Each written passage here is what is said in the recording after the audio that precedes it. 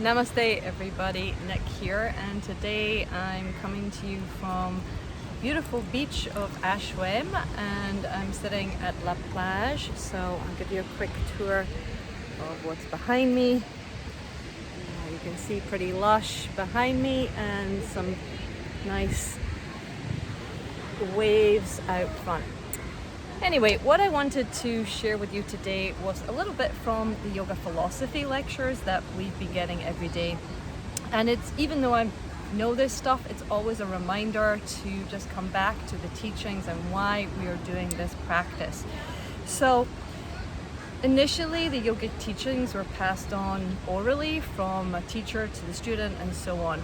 Eventually, someone had the great idea to write them down, and that man was Patanjali, and he wrote down all of the teachings some of the teachings into a book called the Yoga Sutras. This is a very brief outline and a very quick outline, but from the Yoga Sutras we have Ashtanga Yoga, and Ashtanga Yoga we often associate with a particular style of yoga. Often it's that physical jumping back, jumping forward, hand balancey type of yoga. But Ashtanga actually means 8 limbs of yoga. And so he made this book that gives us a guide into how to do or achieve, we can't really do yoga, but how to achieve yoga. Yoga meaning that we have reconnected with our pure consciousness, the part of us that is beyond our little self, our ego self.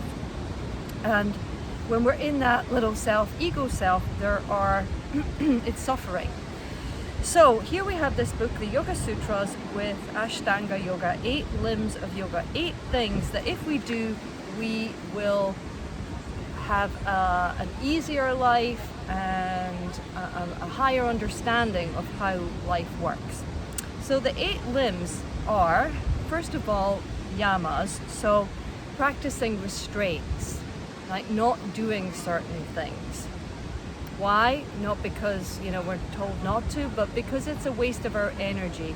From a yogic and spiritual perspective, it's a big deal to get born into a human body, and so why would we want to waste this opportunity? We only really have maybe 70, 80 years in this body, and can we do as much with that energy as possible for ourselves, for others, and for the planet that we're born into?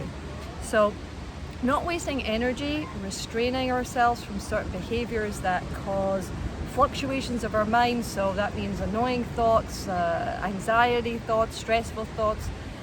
And then niyamas are observations, so things not to do, and then things that we should do that will cultivate a higher vibrational way of being.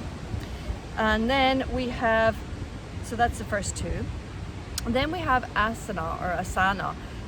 This is what we in the West tend to think of as yoga, meaning all of the postures and the classes that we go to. But in actual fact, it's only one part of these 8 things that create yoga. So when we say I'm doing yoga, we really should be, if we're being really pernickety about it, we mean we're practicing all 8 limbs. Most of us say I'm doing yoga and they mean they're going to a class at 10 o'clock in the studio next door, right? But asana is the 3rd of the limbs, and the word asana means to find a steady, comfortable pose, right? So if you can find a steady, comfortable pose, then you are doing asana, then you are on the 3rd limb of Ashtanga Yoga. After asana comes pranayama. So we've watched what we're doing, we've watched what we're not doing, we've found postures that we can be steady and comfortable in for 5 to 10 breaths. Now we can move on to pranayama, the breath, right? And it's interesting, they have a saying or a kind of little analogy in yoga that the faster you breathe, the shorter you live. And it's true that if you breathe really long, animals that breathe for long stretches live longer. They recently found a tortoise that had died, and they did tests on it, found out it's living for 526 years. A tortoise's breath is like an inhale and the equivalent of being able to go to a movie, watch a movie, and then come back in an exhale. As humans, we have around 12 cycles of breath within a minute, and we live for around 70 odd years. And another animal that has a shorter breath, dogs, live for around a seventh of that time, right? So about 12 years. So shorter breath, shorter life. If you want to live a good long life, take good long breaths. So that's the fourth limb, pranayama. After we've done these four, the next ones begin to move into like higher levels of yoga, and this is where I often find that there's a jump off point for a lot of people. It's like, okay, I'm going to the yoga class, I'm trying not to steal from anyone or lie, I'm trying to, do my breath work. The next move towards meditation, which is that place where we shift into uniting consciousness with a bigger field of awareness. So the next is pratyahara, withdrawing your senses.